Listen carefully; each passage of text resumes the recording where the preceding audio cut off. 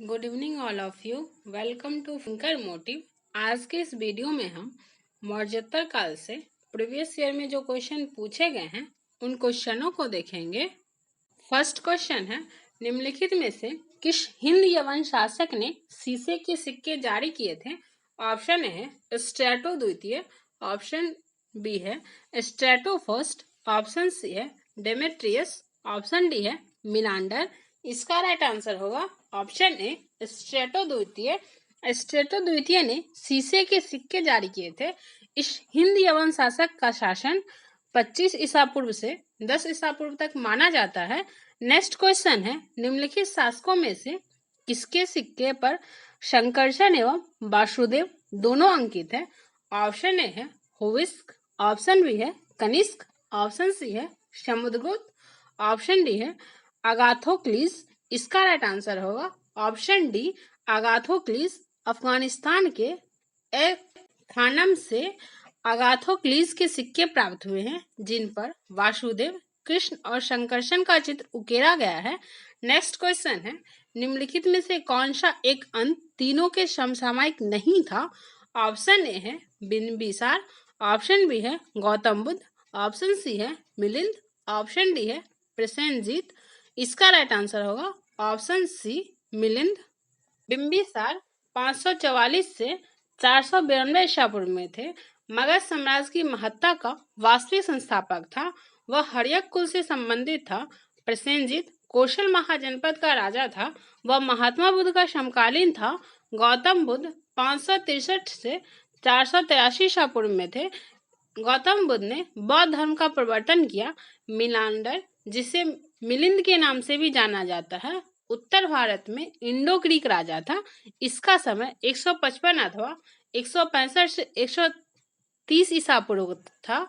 इस प्रकार बिंबिसार, गौतम बुद्ध एवं प्रसेनजीत तीनों समकालीन थे, जबकि मिलिंद इनका समसामयिक नहीं था। नेक्स्ट क्वेश्चन है, काव्य शैली का प्राचीनतम नमूना किसके अभिलेख में मिलता है? ऑप्शन ए है काठियावाड़ के रुद्रदामन में, ऑप्शन बी है अशोक के, ऑप्शन सी है राजेंद्र प्रथम की, ऑप्शन डी है उपयुक्त में से कोई नहीं। इसका राइट आंसर होगा ऑप्शन ए काठियावाड़ के रुद्रदामन के। रुद्रदामन का जूनागढ़ अभिलेख गुजरात में गिरनार पर्वत पर प्राप्त हुआ है। ब्राह्मणी लिपि में उत्कीर्ण संस्कृत भाषा का यह अभिलेख अब तक प्राप्त संस्कृत अभिलेखों में सर्वाधिक प्राचीन है। इस अभिलेख में संस्कृत काव्य शैली का प्राचीनतम नमूना प्राप्त होता है। नेक्स्ट क्वेश्चन है, किस अभिलेख में रुद्रदामन प्रथम की विभिन्न उपलब्धियां वर्णित है? ऑप्शन ए है जूनागढ़, ऑप्शन बी है भीतरी, ऑप्शन सी है नासिक, ऑप्शन डी है सांची। इसका राइट आंसर होगा ऑप्शन ए जूनागढ़। गुजरात के जूनागढ़ से रुद्रदामन का एक अभिलेख प्राप्त हुआ है। यह जिस जिला पर उत्कीर्ण है उसी पर अशोक के 14 प्रज्ञापनों की एक प्रति तथा स्कंदगुप्त के 2 लेख भी खुदे हुए हैं।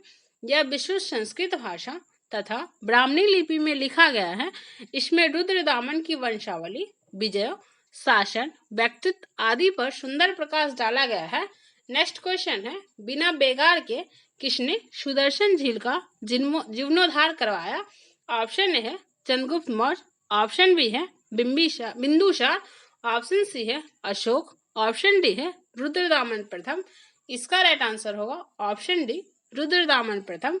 जूनागढ़ अभिलेख से पता चलता है कि रुद्रदामन ने गिरनार के निकट सुदर्शन झील की मरम्मत बिना बेगार के लिए ही करवाई थी, जो कि मौर्य वंश का शासक चंद्रगुप्त मौर्य के आदेश पर बनाई गई थी।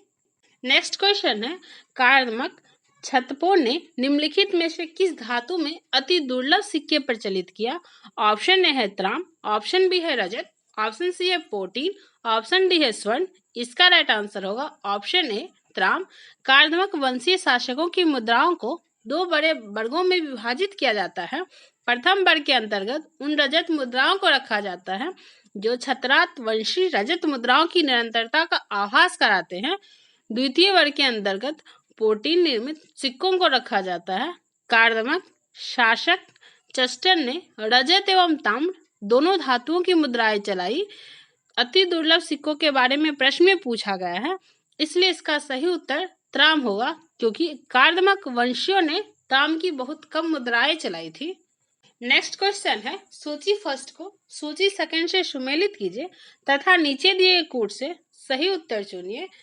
सूची फर्स्ट के ए में दिया है डिमेट्रियस, बी में रुद्रदामन, सी है गोंडोफर्निस, डी है बिम। इसका राइट आंसर होगा ऑप्शन सी, ए का थर्ड, बी का फोर्थ, सी का फर्स्ट, डी का सेकंड। डिमेट्रियस हिंद यूनानी थे, रुद्रदामन शक शासक थे, गोंडोफर्निस पहलव थे, बिम कुषाण था। नेक्स्ट क्वेश्चन है, प्राचीन भारत में निम्न में से किस एक ने नियमित रूप से सोने के सिक्के चलाए? ऑप्शन ए है सातवाहन, ऑप्शन बी है शक, ऑप्शन सी है कुषाण, ऑप्शन डी है पर्थियन। इसका राइट आंसर होगा ऑप्शन सी कुषाण।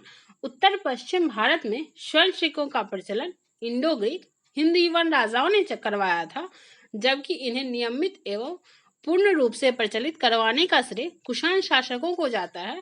कुषाण शासकों ने स्वर्ण एवं ताम दोनों ही प्रकार के सिक्कों को व्यापक पैमाने पर प्रचलित किया था।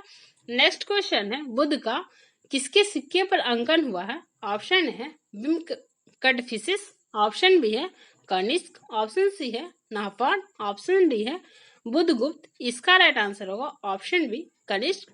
कुषाण शासक कनिष्क के सिक्के पर बुद्ध का अंकन मिलता है।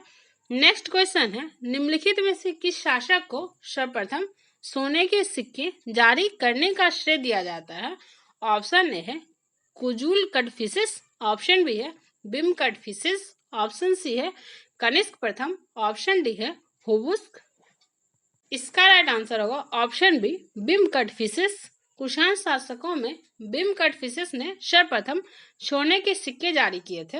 नेक्स्ट क्वेश्चन है, निम्नलिखित में से किसने भारत में स्वर्ण सिक्कों का प्रचलन नियमित उपयोग के लिए किया जाता था? ऑप्शन ए है बिम कडफिसिस ने, ऑप्शन बी है कुजुल कडफिसिस ने, ऑप्शन सी है कनिष्क ने, ऑप्शन डी है हर्मबीज ने। इसका राइट आंसर होगा ऑप्शन ए बिम कडफिसिस ने। कुषाण वंशीय बिम कडफिसिस, जो कि कनिष्क प्रथम का पिता भी थे, ने भारत में स्वर्ण सिक्कों का प्रचलन नियमित उपयोग के लिए किया था, जबकि कुजुल कडफिसिस ने तांबे के सिक्के प्रचलित कराए थे। नेक्स्ट क्वेश्चन है, इनमें से किसने सर्वप्रथम व्यापक पैमाने पर स्वर्ण मुद्रा का प्रचलन किया? ऑप्शन ए है पुष्मित सुंग, ऑप्शन बी है मीनांडर, ऑप्शन सी है बिम कडफिसिस, ऑप्शन डी है गौतमी पुत्र सतकर्णी, ऑप्शन ई है उपयुक्त में से कोई नहीं या उपयुक्त में से एक से अधिक। इसका राइट आंसर होगा ऑप्शन सी बिम कडफिसिस। कुषाण शासकों द्वारा व्यापक पैमाने पर स्वर्ण मुद्रा का प्रचलन प्रारंभ करना भारतीय उपमहाद्वीप में इनका सबसे महत्वपूर्ण योगदान था। कुषाण शासक बिम कडफिसिस को स्वर्ण मुद्राओं के प्रचलन का श्रेय प्राप्त है। नेक्स्ट क्वेश्चन है, यौधीय सिक्कों पर किस देवता का अंकन मिलता है? ऑप्शन ए है वासुदेव, ऑप्शन बी है मित्र, ऑप्शन सी है इंद्र, ऑप्शन डी है कार्तिकेय। इसका राइट आंसर होगा ऑप्शन डी कार्तिकेय। यौधेयों का प्रमाण पुराण, अष्टाध्यायी तथा बृहद संहिता इत्यादि ग्रंथों से प्राप्त होता है। इनका साम्राज्य दक्षिण पूर्वी पंजाब तथा राजस्थान के बीच था। इनके सिक्कों पर कार्तिकेय का अंकन मिलता है। नेक्स्ट क्वेश्चन है, कनिष्क के सारनाथ बौद्ध प्रतिमा अभिलेख की तिथि क्या है? ऑप्शन ए 78 ईस्वी सन, ऑप्शन बी है 81 ईस्वी सन, ऑप्शन सी है 98 ईस्वी सन, ऑप्शन डी है 121 ईस्वी सन। इसका राइट आंसर होगा ऑप्शन बी 81 ईस्वी सन। कनिष्क के सारनाथ बौद्ध अभिलेख की तिथि 81 ईस्वी सन है। यह प्रतिमा मथुरा से लाकर कनिष्क के राज्यारोहण 78 ईस्वी सन के तीसरी वर्ष सारनाथ में स्थापित की गई थी। नेक्स्ट क्वेश्चन है, कुषाण शासक कनिष्क का राज्याभिषेक किस सन में हुआ था? ऑप्शन ए है 178 बीसी, ऑप्शन बी है 101 एडी, ऑप्शन सी है 58 बीसी, ऑप्शन डी है 78 एडी। इसका राइट आंसर होगा ऑप्शन डी 78 एडी। कनिष्क के राज्याभिषेक की तिथि अत्यंत विवादास्पद है। इस समस्या पर विचार करने के लिए वर्ष 1913 तथा वर्ष 1960 में लंदन में 2 अंतर्राष्ट्रीय सम्मेलन आयोजित किए गए। द्वितीय सम्मेलन में आम सहमति 78 ईस्वी के पक्ष में ही बनी। इसी समय से शक संबंध का प्रारंभ माना गया है। नेक्स्ट क्वेश्चन है, शक संबंध का प्रारंभ किया गया। ऑप्शन ए है 58 ईस्वी, ऑप्शन बी है 78 ईस्वी, ऑप्शन सी है 320 ईस्वी, ऑप्शन डी है 606 ईस्वी। इसका राइट आंसर होगा ऑप्शन बी 78 ईस्वी। जैन ग्रंथों के अनुसार विक्रमादित्य 57 ईसा पूर्व के उत्तराधिकारी को 135 विक्रम संवत में शकों ने पराजित कर इसके उपलक्ष्य में शक संवत चलाया था। इस प्रकार इसकी प्रारंभिक तिथि 135 - 57 = 78 ईस्वी आती है। अधिकांश इतिहासकारों ने कुषाण शासक कनिष्क को इसका प्रवर्तक माना है। नेक्स्ट क्वेश्चन है, विक्रम संवत एवं शक संवतों में कितना अंतर है? ऑप्शन है 57 वर्ष, ऑप्शन बी है 78 वर्ष, ऑप्शन सी है 135 वर्ष, ऑप्शन डी है 320 वर्ष। इसका राइट आंसर होगा ऑप्शन सी 135 वर्ष। वर्तमान कैलेंडर से 57 जोड़ देने पर विक्रम संवत प्रारंभ 57 ईसा पूर्व तथा 78 घटा देने पर शक संवत प्रारंभ 78 ईसा पूर्व प्राप्त होता है।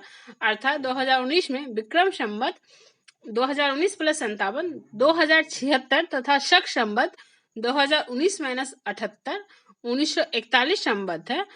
अतः विक्रम संवत और शक संवत में अंतर 2076 - 1941 = 135 वर्ष आता है।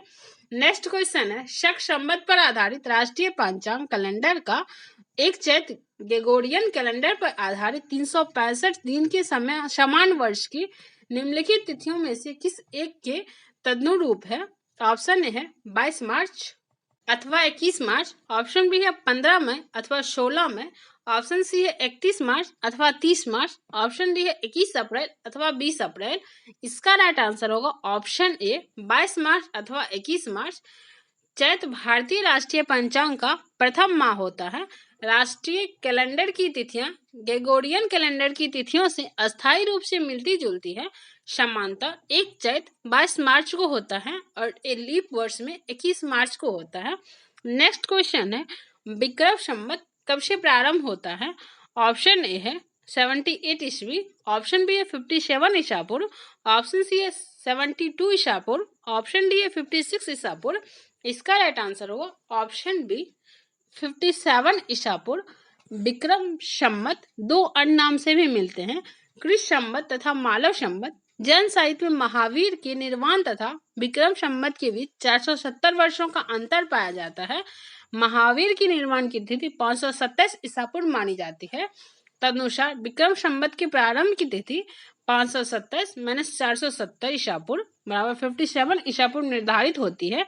नेक्स्ट क्वेश्चन है, निम्नलिखित में से कौन सा वर्ष दिसंबर 2009 में शक संवत का वर्ष होगा? ऑप्शन ए है 1931, ऑप्शन बी है 1952, ऑप्शन सी है 2066, ऑप्शन डी है 2087। इसका राइट आंसर होगा ऑप्शन ए 1931। दिसंबर 2009 शक संवत का वर्ष 2009 - 78 1931 होगा। नेक्स्ट क्वेश्चन है, कनिष्क के समकालीन निम्नलिखित नामों का अध्ययन करें और निम्नांकित उत्तर कोड के अनुसार अपना उत्तर इंगित करें। फर्स्ट है अश्वघोष, सेकंड है वासुदेव, थर्ड है कालिदास, फोर्थ है कंबन।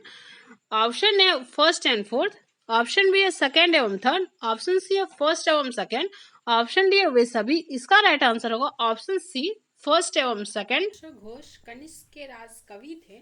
वसुमित्र भी कनिष्क के आश्रित विद्वान थे। इन्होंने चतुर्थ संगीति की अध्यक्षता भी की थी।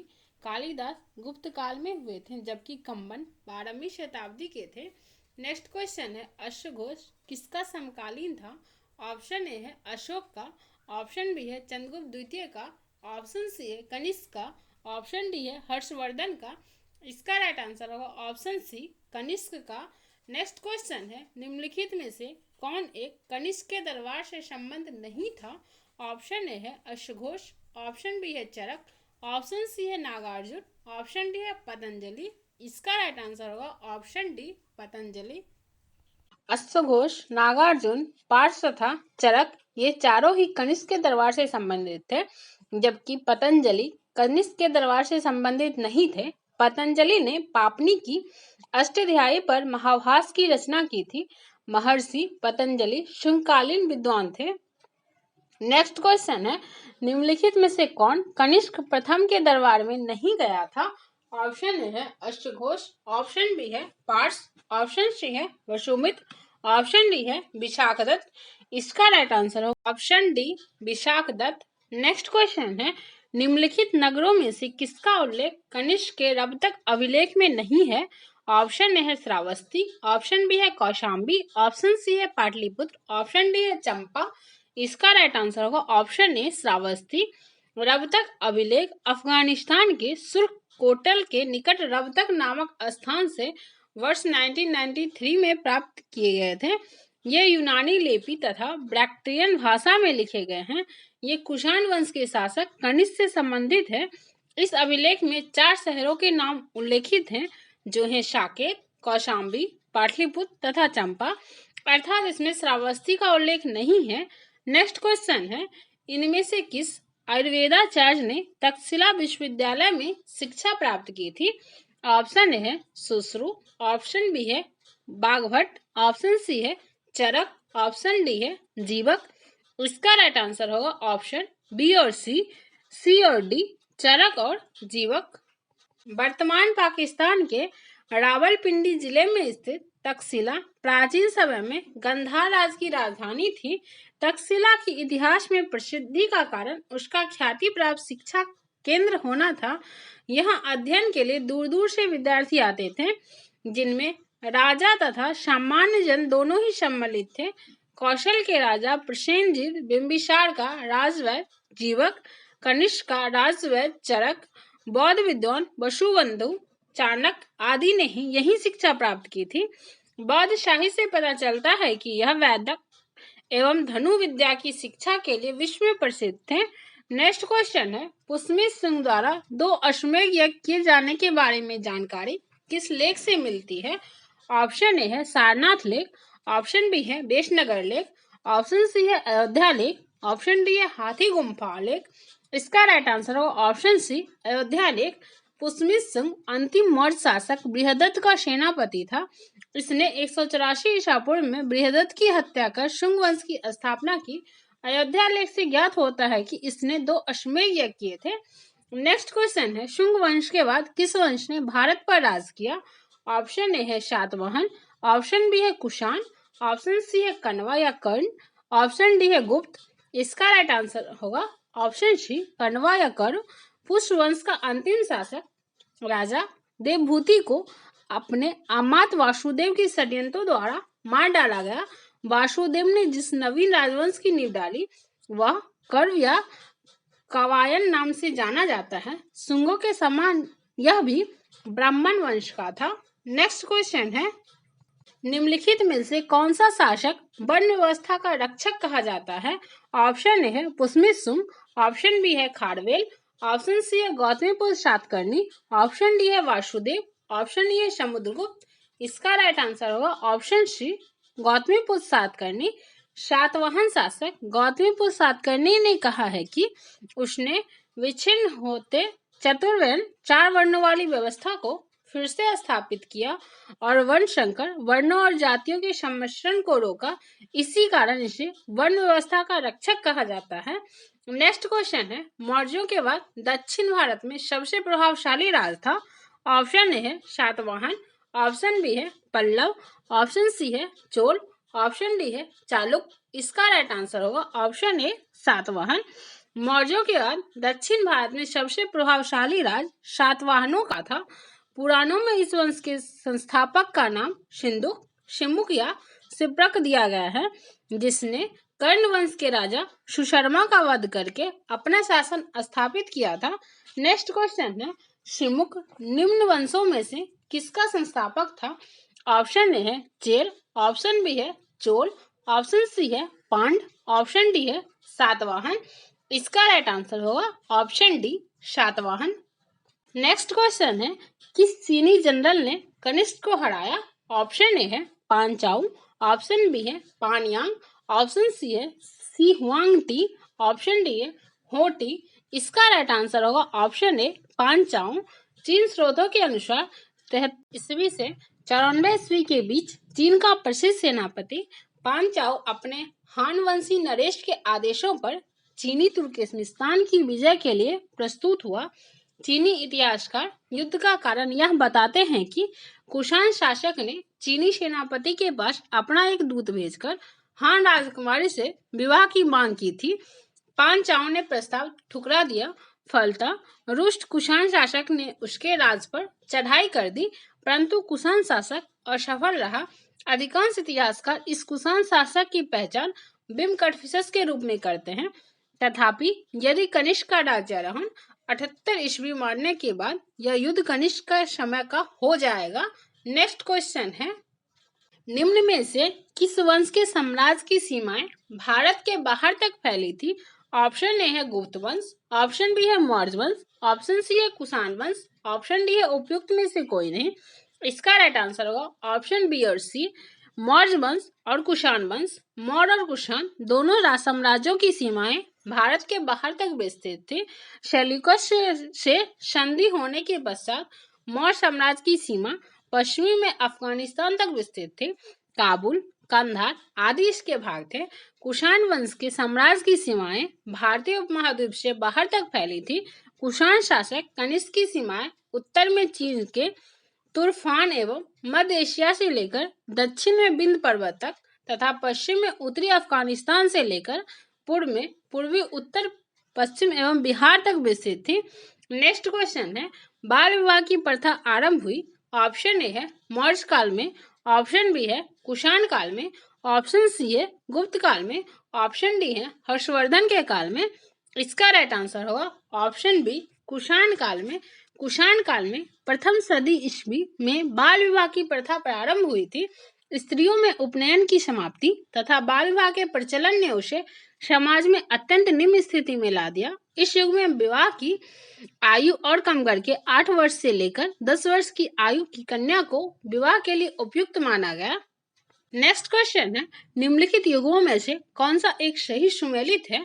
ए है हड़प्पा सभ्यता चित्रित धूसर मृदवान, बी है कुषाण गंधार कला शैली, सी है मुगल अजंता चित्रकारी, डी है मराठा पहाड़ी चित्र शैली। इसका राइट आंसर होगा ऑप्शन बी, कुषाण गंधार कला शैली।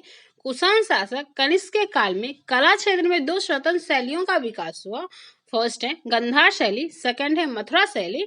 नेक्स्ट क्वेश्चन है, कला की गंधार शैली निम्न समय में फली फूली? ऑप्शन है कुषाणों के समय में, ऑप्शन बी है गुप्तों के समय में, ऑप्शन सी है अकबर के समय में, ऑप्शन डी है मौर्यों के समय में। इसका राइट आंसर होगा ऑप्शन ए, कुषाणों के समय में। नेक्स्ट क्वेश्चन है, निम्नलिखित में से कौन सही सुमेलित नहीं है? सूची फर्स्ट में राजवंश दिया है, सूची सेकंड में सिक्कों की धातुएं दिया है। ऑप्शन ए है कुषाण स्वर्ण एवं ताम्र, ऑप्शन बी है गुप्त स्वर्ण एवं रजत, ऑप्शन सी है सातवाहन स्वर्ण, ऑप्शन डी है कलचुरी स्वर्ण रजत एवं ताम्र। इसका राइट आंसर होगा ऑप्शन सी, सातवाहन स्वर्ण। कुषाणों ने सर्वाधिक शुद्ध स्वर्ण के सिक्के चलवाए थे। यद्यपि भारत में सर्वप्रथम हिंद यवन शासकों ने स्वर्ण सिक्के चलवाए थे। स्वर्ण के अतिरिक्त कुषाणों ने ताम्र सिक्के चलवाए। गुप्तों ने स्वर्ण एवं रजत के तथा कलचुरी शासकों ने स्वर्ण रजत एवं ताम्र के सिक्के चलवाए। सातवाहन शासकों ने स्वर्ण सिक्के नहीं चलवाए थे। उन्होंने चांदी, तांबा तथा शीशे के सिक्के जारी किए थे। नेक्स्ट क्वेश्चन है, सूची फर्स्ट को सूची सेकंड से सुमेलित कीजिए तथा सूचियों की नीचे दिए कूट से सही उत्तर चुनिए। ए है गंधार शैली, बी है जूनागढ़ शिलालेख, सी है मिलिंद पन्हो, डी है तक्षशिला। इसका राइट आंसर का ऑप्शन सी, ए का थर्ड, बी का फोर्थ, सी का फर्स्ट, डी का सेकेंड। गंधार शैली कुषाण होगा, जूनागढ़ शिलालेख रुद्रदामन प्रथम, मिलिंद पन्हो का मीनांडर होगा, तक्षशिला लेख का प्रतीक होगा। नेक्स्ट क्वेश्चन है, अफगानिस्तान का बामियान प्रसिद्ध था।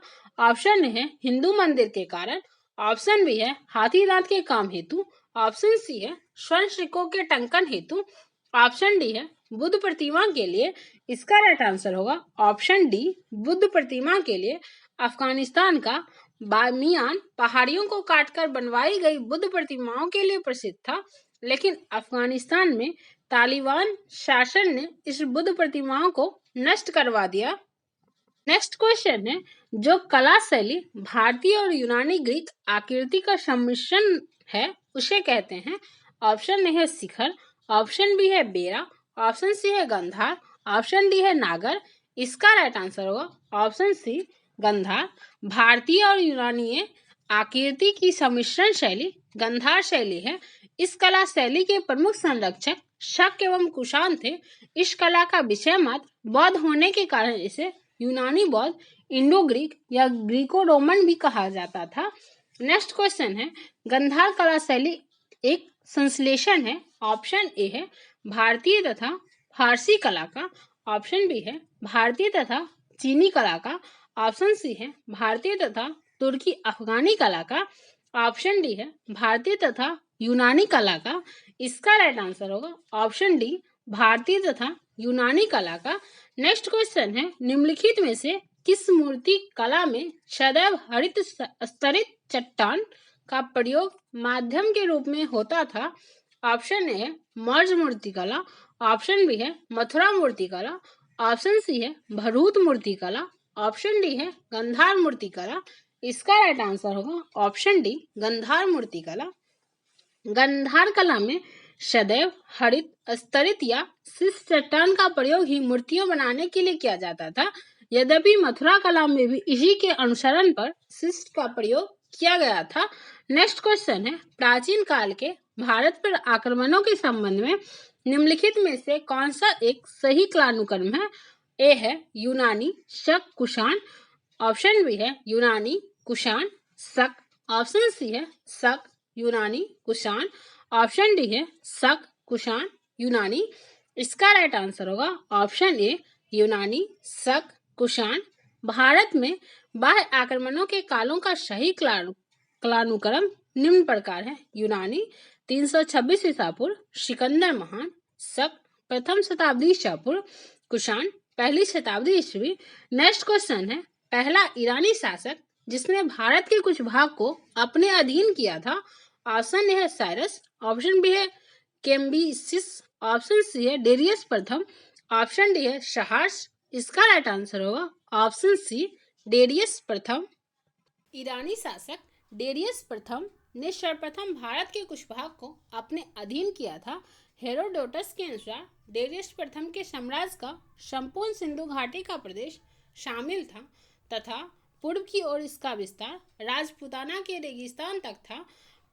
पर्सिपोलिस एवं नक्शे रुस्तम के शिलालेखों के अनुसार पंजाब भी इसके साम्राज्य में शामिल था। नेक्स्ट क्वेश्चन है, निम्न राजवंशों में सबसे पुराना राजवंश था? ऑप्शन ए है चालुक्य, ऑप्शन बी है पल्लव, ऑप्शन सी है राष्ट्रकूट, ऑप्शन डी है सातवाहन। इसका राइट आंसर होगा ऑप्शन डी सातवाहन। जो ऑप्शन में दिया है उसमें सबसे पुराना राजवंश सातवाहन है। इस वंश के संस्थापक शिमुक का कुछ स्रोतों के अनुसार लगभग 200 ईसा पूर्व माना जाता है। कुछ स्रोतों में से कर्ण वंश के अंतिम शासक शर्मा के समकालीन ईसा पूर्व प्रथम शताब्दी 60 ईसा पूर्व माना जाता है। नेक्स्ट क्वेश्चन है, आंध्र सातवाहन राजाओं की सबसे लंबी सूची किस पुराण में मिलती है?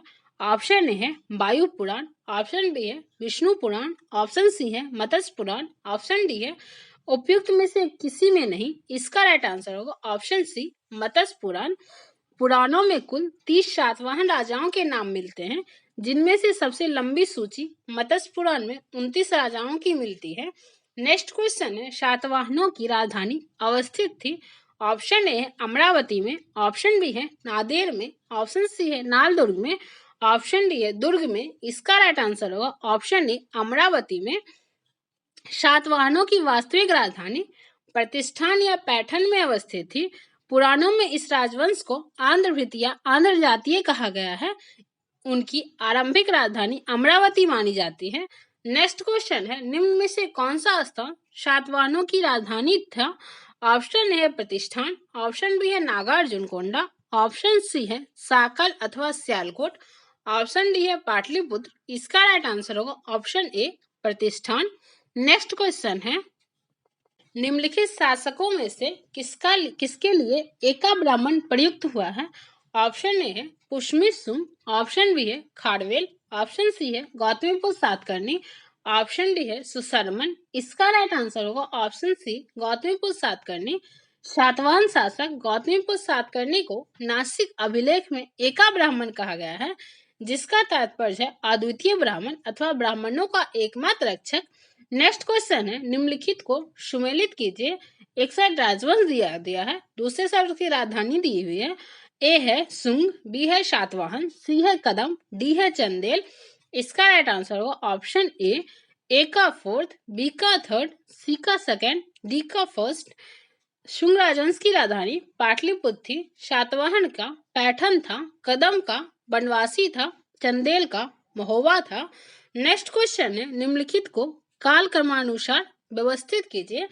फर्स्ट है सातवाहन, सेकंड है वाकाटक, थर्ड है चालुक। निम्नलिखित में सही कूट का चयन कीजिए। ऑप्शन ए है 2, 3 फर्स्ट, ऑप्शन बी है third, second, first, option C है third, first, second, option D है फर्स्ट, सेकंड, थर्ड। इसका राइट आंसर होगा ऑप्शन डी, फर्स्ट, सेकंड और थर्ड। सातवाहन साम्राज्य की स्थापना शिमुक ने प्रथम शताब्दी ईसा पूर्व में की थी। वाकाटक साम्राज्य की स्थापना तृतीय शताब्दी ईसा पूर्व में विंशक्ति ने की थी, जबकि गुजरात के चालुक वंश की स्थापना 10वीं शताब्दी में मूलराज प्रथम ने की थी। अतः इन राजवंशों का क्रम इस प्रकार है, सातवाहन, वाकाटक और चालुक।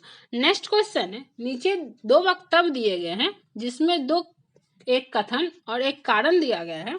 कथन है, सातवाहन काल में संस्कृत के साथ प्राकृत व अन्य लोक भाषाओं का विकास हुआ।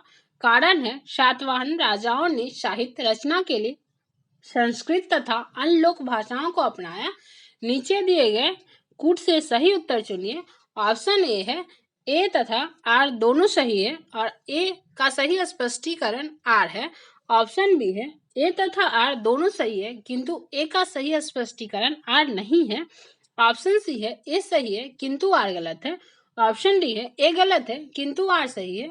इसका राइट आंसर हो ऑप्शन ए तथा आर दोनों सही है और ए का सही स्पष्टीकरण है, सातवाहन नरेश स्वयं विद्वान, विद्या प्रेमी तथा विद्वानों के आश्रयदाता थे।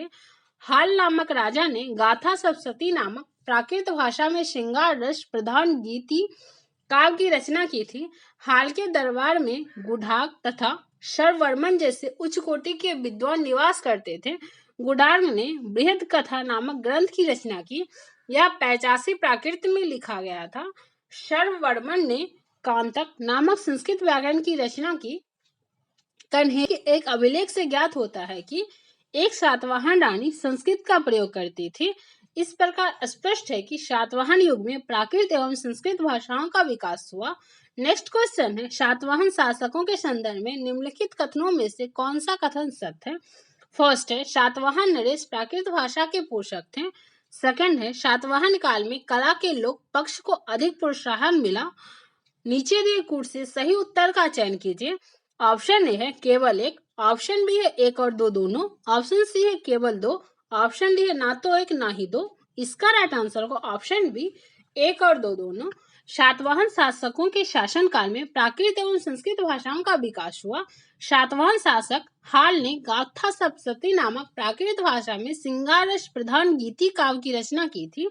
सातवाहन काल में स्थापत्य तथा मूर्ति के उदाहरण प्राप्त हुए जो बौद्ध धर्म से संबंधित है।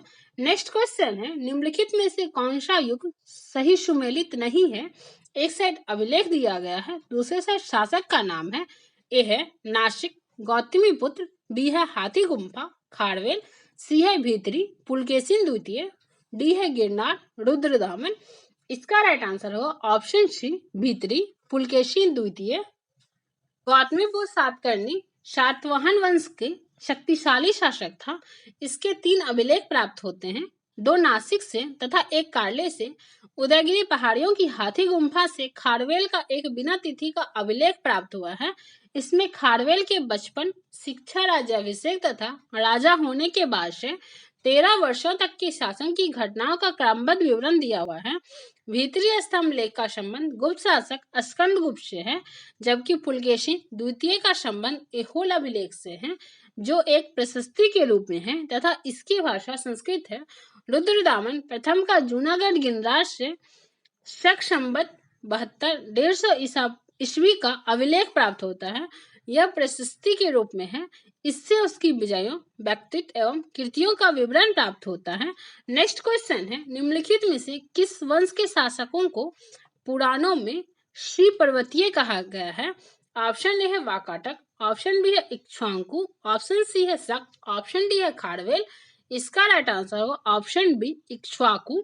इक्ष्वाकु वंश के शासकों को पुराण में श्री पर्वतीय, श्री पर्वत का शासक तथा आंध्रवृत, आंधों का नौकर कहा गया है।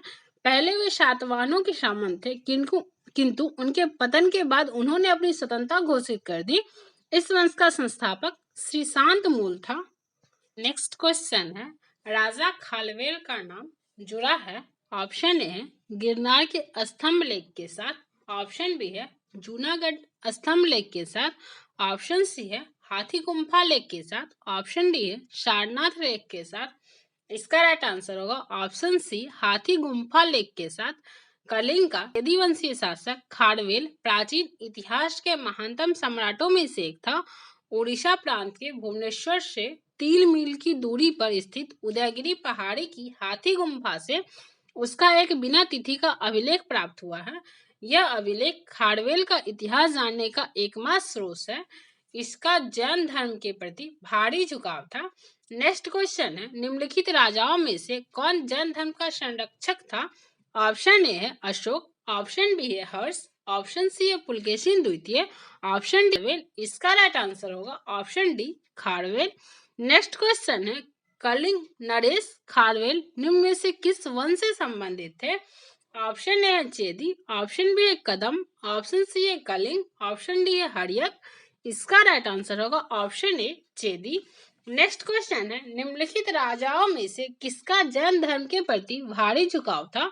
ऑप्शन ए है दशरथ, ऑप्शन बी है बृहदत्त, ऑप्शन सी है खारवेल, ऑप्शन डी है हुइस। इसका option C Kharavela. Next question है, कलिंग नरेश खारवेल का संबंध था? ऑप्शन ए है महामेघवाहन वंश से, ऑप्शन बी है चेदी वंश से, ऑप्शन सी है सातवाहन वंश से, ऑप्शन डी है रटभोजक वंश से, ऑप्शन ई है उपयुक्त में से कोई नहीं या उपयुक्त में से एक से अधिक। इसका राइट आंसर वो ऑप्शन ई उपयुक्त में से कोई नहीं या उपयुक्त में से एक से अधिक। कलिंग के चेदी राजवंश का संस्थापक महामेघवाहन नामक व्यक्ति था, अतः इस वंश का नाम महामेघवाहन वंश भी पड़ गया। इस वंश का सर्वाधिक शक्तिशाली शासक खारवेल था हुआ। नेक्स्ट क्वेश्चन है, हाथी गुम्फा का अभिलेख किस शासक के विषय में जानकारी का स्रोत है? ऑप्शन ए है खारवेल, ऑप्शन बी है अशोक, ऑप्शन सी है हर्षवर्धन, ऑप्शन डी है कनिष्क। इसका राइट आंसर होगा ऑप्शन ए खारवेल। उदयगिरी पहाड़ी के हाथी गुम्फा से शासक खारवेल का एक बिना तिथि का अभिलेख प्राप्त हुआ है। इसमें खारवेल के बचपन, शिक्षा, राज्याभिषेक तथा राजा होने के बाद से 13 वर्षों के शासनकाल की घटनाओं का विवरण दिया हुआ है। इस अभिलेख खारवेल का इतिहास जानने का एकमात्र सोर्स है। नेक्स्ट क्वेश्चन है, पूर्वी रोमन शासक जस्टिनियन का सर्वाधिक महत्वपूर्ण योगदान किस क्षेत्र में था? ऑप्शन ए है विधि, ऑप्शन बी है स्थापत्य कला, ऑप्शन सी है विज्ञान, ऑप्शन डी है साहित्य। इसका राइट आंसर होगा ऑप्शन ए विधि। पूर्वी रोमन शासक जस्टिनियन को सर्वाधिक प्रसिद्ध उसके न्याय संबंधी सुधारों से मिली। जस्टिसियन रोमन कानून के संपूर्ण संशोधन के लिए उत्तरदायी था। नेक्स्ट क्वेश्चन है, पेरिप्लस ऑफ द इरिथियन सी किसने लिखी? ऑप्शन ए है टेसियस, ऑप्शन बी है प्लेनी, ऑप्शन सी है टोल्मी, ऑप्शन डी है स्ट्रैबो, ऑप्शन ई है उपयुक्त में से कोई नहीं या उपयुक्त में से एक से अधिक। इसका राइट आंसर होगा ऑप्शन ई उपयुक्त में से कोई नहीं। पेरिप्लस ऑफ द इरिथियन सी एक ग्रंथ पुस्तक है। यह रोमन में बंदरगाहों से नेविगेशन और व्यापार के अवसरों का वर्णन करता है। इसे लगभग 60 ईस्वी में अलेक्जेंड्रिया के एक अनाम नाविक ने लिखा। इसने भारत से आयात और निर्यात की जाने वाली वस्तुओं का भी उल्लेख किया गया है।